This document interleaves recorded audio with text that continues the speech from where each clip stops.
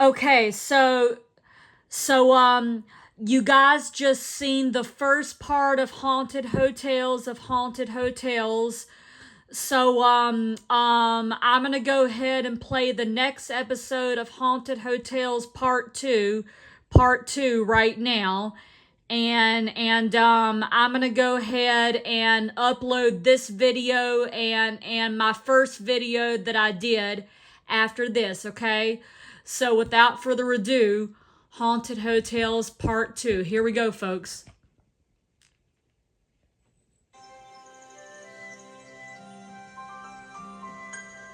Rural New England is a land of rolling hills, covered bridges, and small towns steeped in lore. You feel that aura of the past and of the past lives and the spirits because you're in their world, their space. Drenched in history, the village of Enfield, New Hampshire abounds with talk of spirits. And most of the talk is centered around the 24-room inn on the banks of Lake Muskoma, known as the Shaker Inn.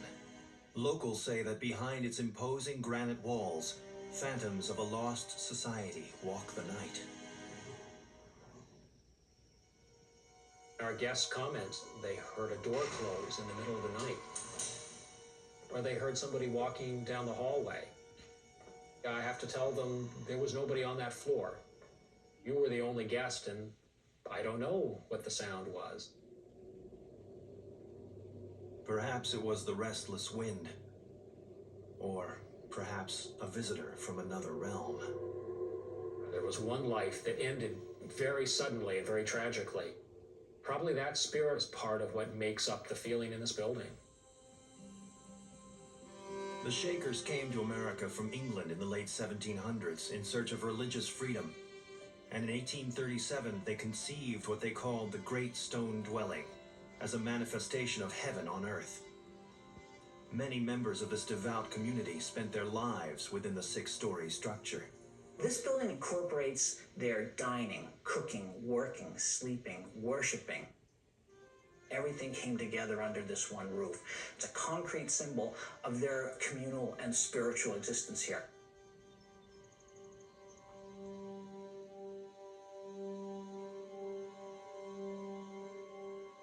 Long ago, in the dwelling's great meeting hall, the Shakers performed ceremonies said to call forth spirits from beyond.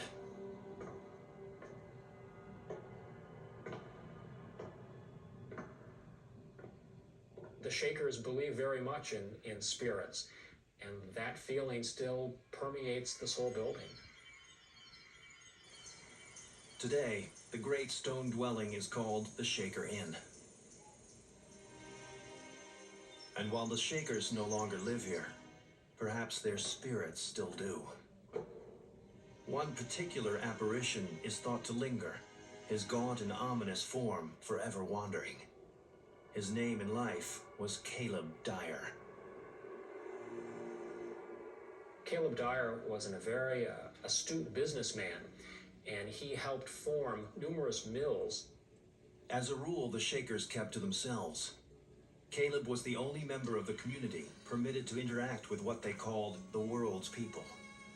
Under Caleb's guidance, the Shakers prospered, but his willingness to move among outsiders would ultimately prove deadly. There was a man named Thomas Wire. He was an alcoholic. Maybe he had some mental problems. He was really kind of a nutcase. Driven by dreams of making his fortune, Thomas Wire prepared to join up as a paid soldier for the North in the Civil War. But as a widower, he had 2 small problems to take care of first. He had 2 little girls who were around 9 and 10 years old.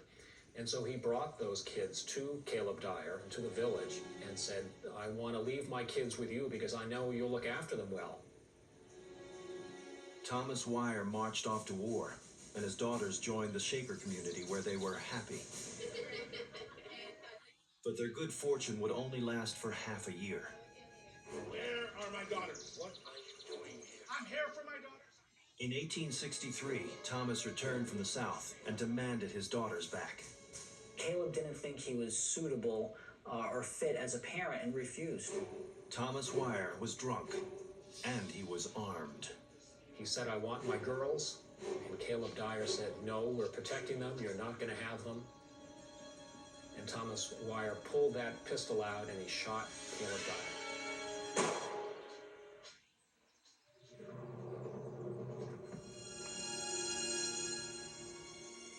The bullet in Caleb's back killed more than just a man. It led to the downfall of the entire Shaker community. This village was totally dependent on its dealings with the outside world on Caleb Dyer. Today, the Shaker Inn houses visitors seeking the tranquil countryside, and also those fascinated by Shaker history. One of the neat things about coming to stay here is that these old Shaker dwelling rooms, in any other village, you'd be looking at them as an exhibit. There'd be a little velvet rope across the door. And here you actually get to stay in the rooms and hang your clothes on the pegs and use the beautiful built-ins.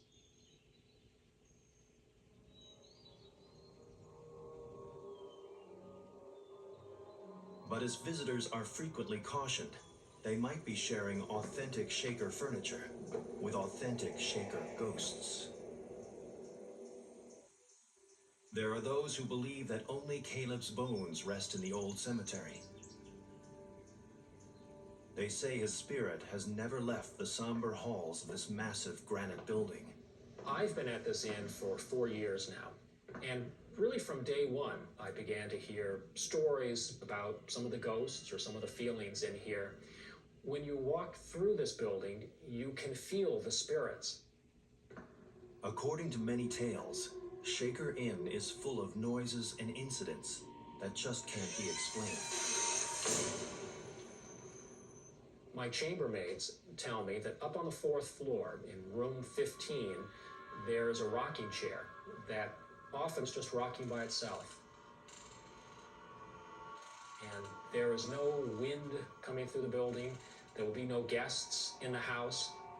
And I can't explain it. It's just that one room.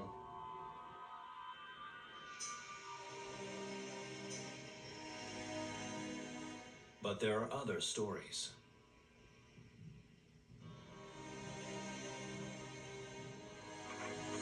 Stories that recount impossible events in other parts of the hotel. Stories that suggest Caleb does not haunt alone. One evening, the assistant innkeeper turned off the lights in the hotel and closed the building for the night. He left the building and started to drive down the road. And he turned around and just happened to look back at the inn, and the kitchen lights were back on again. Puzzled, he returned and went back into the kitchen. He suddenly felt the brushing of hoop skirts against the side of him. And he whirled around and looked, and there was nobody there. I think it was a Shaker sister reminding him about who was boss. But it would appear that Caleb's spirit is far more troubled.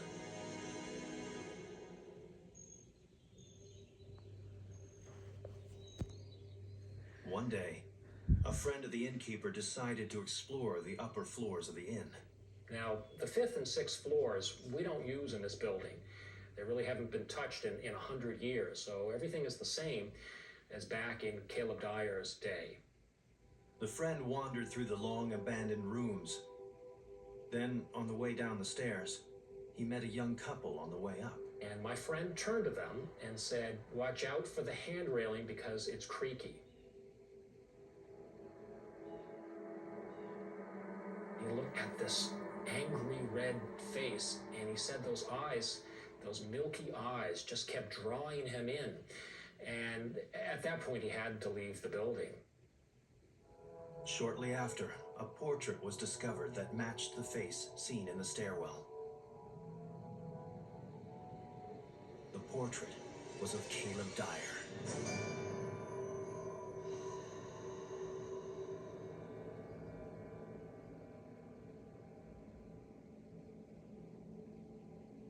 I just wonder if there's something that Caleb Dyer doesn't want us to find up there. Caleb's responsibility was everybody and everything. And it could well be that his spirit just can't leave here because of that. There's just so much more that he needed to accomplish.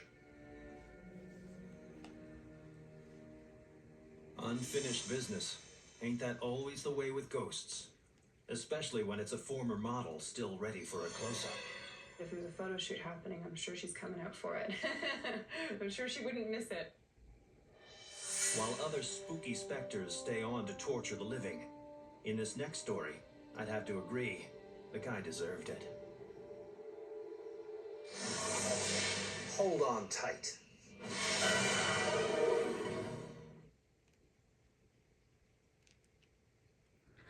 Okay, you guys. So, I'm going to go ahead and upload this video to my YouTube channel as well as the other one, and the first one I just did.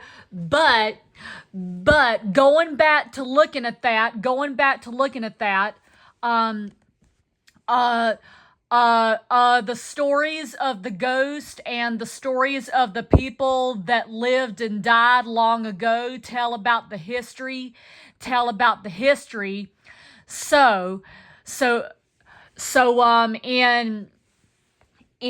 the documentary of Haunted Hotels, this is what I'm trying to talk about, you guys.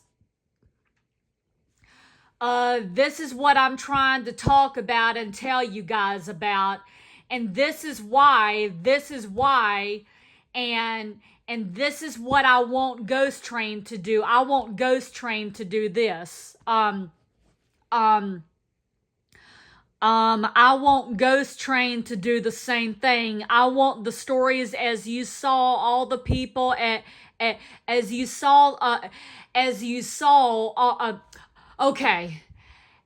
saw all the people in haunted hotels tell the stories and saw the stories and the people go back in time and watch the people die and become spirits and return as spirits. Well, guess what? This is what I want this is what I want Ghost Train to be. This is what I'm talking about here, okay? This is what I want Ghost Train to do. Like all the Ghost Train stories, for example, the story of the story of the headless brakeman and the story of the headless trainman of Fairmont and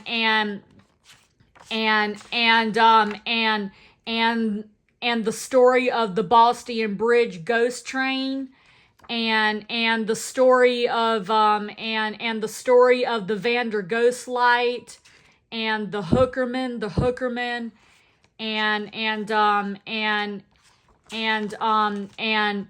the headless engineer. Well, guess what, you guys? And glowing lies, and also glowing eyes on the track, and the big thicket ghost light, and the railroaders return, and also the story of Screaming Jenny, and ghostly music. Well, listen, you guys, listen. This is what I want Ghost Train to do. Just like Haunted Hotels did, just like you saw in Haunted Hotels. So this is what I'm talking about. Okay. If you're a producer or a narrator or a director or even like a screenwriter or a writer and you have the money to do the documentary and to put all of that and all of this stuff that you just saw in Haunted Hotels and Ghost Train, if you have the money to do all of that, if you think and have the money to do all of that, to do the documentary of Ghost Train, let me know. And also watch these videos that I'm going to upload right now, okay? Watch this video and also watch the first video and watch this video and watch these videos I'm going to upload right now, okay? Okay? And let me know if you think that Ghost Train should do the same thing and let it be a documentary on Discovery Channel or the Travel Channel or the History Channel, okay? Okay? Let me know, okay? Just let me know if it should, okay? And also, you have to have the money to do the documentary. You have to get paid. The people like the screenwriter and the producer, the director, and the narrator. The narrator has to get paid to do the documentary. So let me know if Ghost Train should be a documentary like Haunted Hotels was, and let me know if it should be a documentary on the Travel Channel or Discovery Channel and the History Channel, okay? Okay, folks? All right, bye, everybody. Thank you. Thanks for watching. Bye.